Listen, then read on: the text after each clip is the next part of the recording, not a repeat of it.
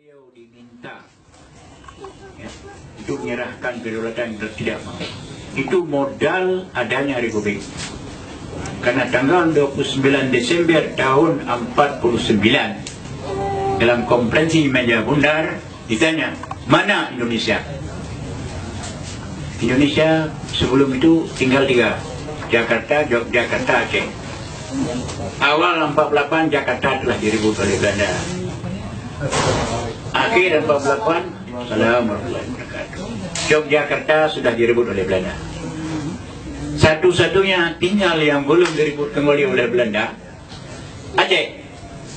Maka waktu tinggal Aceh berpusing dia, karena perang dengan Aceh bukan 2 tahun, bukan 5 tahun, tapi 69 tahun.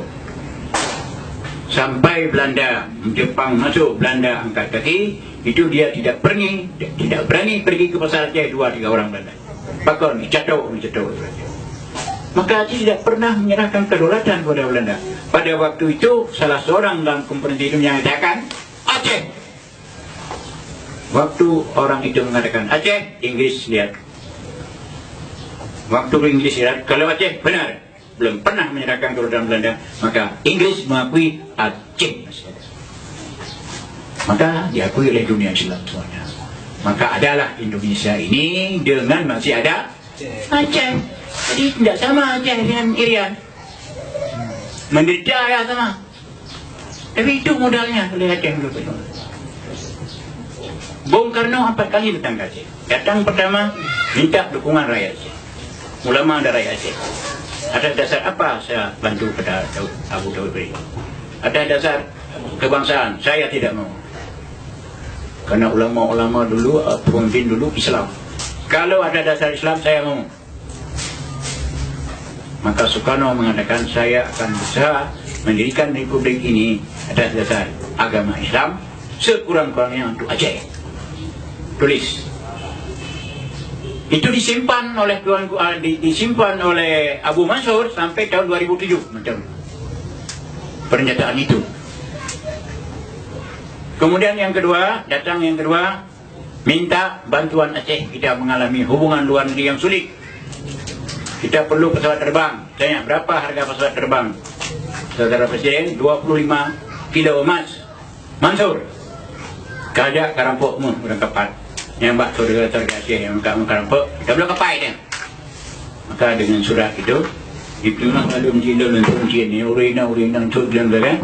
Dalam tempoh 3 hari, dari orang-orang kaya Aceh, musapat 50 kilo lebih. 2 buah kapal terbang. Tanda telah terima emas 50 sekian kilo dari Aceh untuk beli pesawat terbang, ditandatangani oleh Bung Karno, disimpan oleh Abu Mansur sampai 2007. Nyatanya menteri tanda terima 2 buah pesawat terbang, cikal bakal lahirnya Garuda. Sudah 2. Yang ketiga, minta supaya Abu boleh membangun TNI di Aceh. Di Aceh tidak ada TNI. Yang ada pasukan mujahidin. Persindu pimpinan Ali Hashimi, tentera pelajar pimpinan Kolonel Yusuf. 3 ini dijadikan TNI di Aceh. 3 ini jadi TNI di Aceh. Ya, itu sudah tahun 40 lebih. Ya. Jadi oleh karena itu, maka modal pesawat ini, modal radio rimba raya, ya. Kemudian apa lagi? Banyak sekali modal. Tetapi apa yang dibalas? Saya katakan ini bukan di sini, tetapi di Gedung Merdeka di Bandung.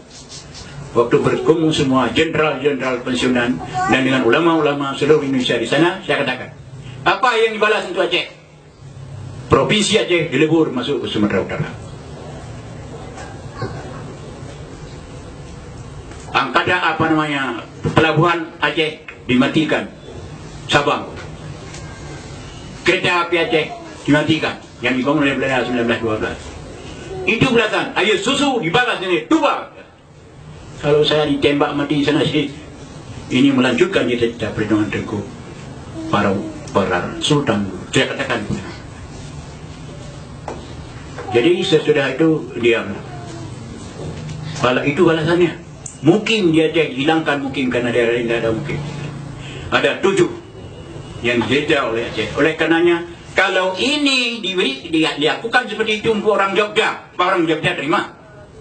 Kalau seperti itu dilakukan kepada Aceh, dilakukan oleh orang Jakarta, apa Jakarta terima saja. Ya, jadi oleh karenanya lihatlah Aceh dengan mata kepala, bukan sebelah mata, kalau bisa 2 belah mata. Karena itu emas berapa puluh kilo di lambang Bursa Jakarta itu dari mana itu? Dari saudara-saudara Aceh. Jadi jangan samakan Aceh.